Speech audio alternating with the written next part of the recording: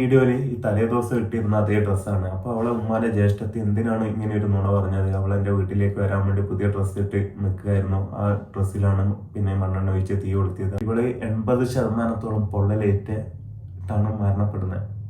അവള് ഒരു സൗണ്ട് പോലും ഉണ്ടാക്കിയിട്ടില്ല എന്ന് പറഞ്ഞു.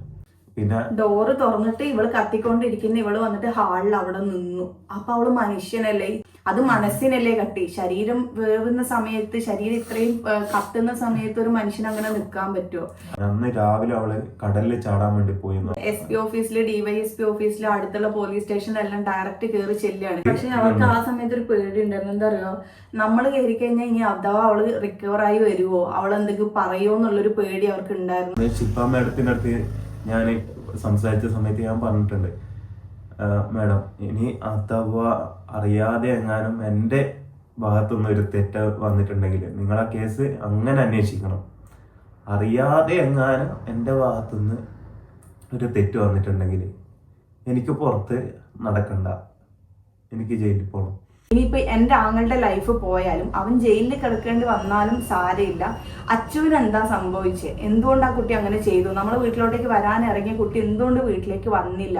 ഈ ഒരു കാരണം കൊണ്ട് നമുക്ക് ആ കേസ് തെളിയിക്കാൻ പറ്റിയിട്ടില്ല. 2019 നടന്ന ഇൻസിഡന്റ്, ഇത് 2025 ഇതുവരെ ആ കേസ് പിന്നെ മുമ്പോട്ടേക്ക് പോലീസുകാരെ കേസ് കൊണ്ടുപോയിട്ടില്ല. അതെന്ത് ചെയ്തെന്ന് നമുക്ക് ഇപ്പോഴറിയാം.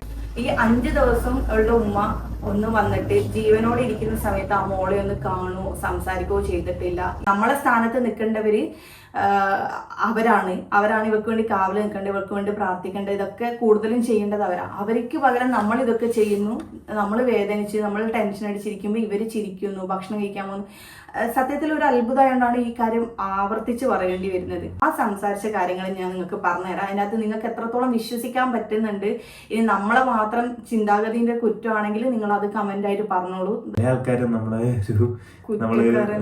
നമ്മളൊരു പാതകൻ, കൊലപാതകി അല്ലെങ്കിൽ ആ ഒരു രീതിയിൽ കാൽഭാഗം മണ്ണെണ്ണേ ഉള്ളൂ. അത് വെള്ളി ഈ ഷോൾഡറിന്റെ 2 സൈഡിലൂടെ ഒഴിക്കുന്നതായിട്ടാണ് ആ വീഡിയോയിലുള്ളത്. ഇത്രയും വീണുണ്ടാകുന്ന സമയത്ത് ഒരാൾ സൗണ്ട് എടുക്കൂലേ? തൊട്ടടുത്തുനിന്ന് ഒരു മനുഷ്യ ശരീരം കത്തുന്ന സമയത്ത് സ്മെല്ല് ഉണ്ടാവൂലേ? ഇവളുടെ വീട്ടിലുള്ള മറ്റാരോ ഒരാൾ ഇവളുടെ ദേഹത്തോട്ടേക്ക് തീ കൊളുത്തി. ഈ ഒരു വീടിനകത്ത് ഒരേ സിറ്റുവേഷനിലൂടെ കടന്നു പോകുന്ന 3 ആൾക്കാരാണ് ഇപ്പോൾ ഇവിടെ ഉള്ളത്. കള്ളി തൊടയിൻ്റെ അടുത്ത് ഇറച്ചി ഇങ്ങനെ ഇറ്റ് വീഴാൻ വേണ്ടി ഇരിക്കുന്ന ഒരു സിറ്റുവേഷൻ ഉണ്ടായിട്ടുണ്ടായിരുന്നു. അത് കണ്ടിട്ട് ഫൽക്ക ഒരുപാട് രാത്രി ഉറങ്ങിയിട്ടില്ല. അന്ന് ഫൽക്ക എന്നോട് പറഞ്ഞൊരു കാര്യം ഉണ്ടായിരുന്നു, ഇനി നമുക്ക് ലൈഫിൽ അങ്ങനെ ഒരാളെ കാണാനുള്ള ഇട ഉണ്ടാവല്ലേ എന്ന് പറഞ്ഞിട്ടുണ്ട്. ഞാൻ പിന്നീട് ഒരുപാട് ഫൽക്ക പോയതിനു ശേഷം ഞാൻ കരഞ്ഞത് ഇത് ആലോചിച്ചിട്ടാണ്. അങ്ങനെ പറഞ്ഞ ഒരു വ്യക്തി നമ്മളെ കുടുംബത്തിൽ നിന്ന് നമുക്ക് അതുപോലെ തന്നെ നഷ്ടമായി.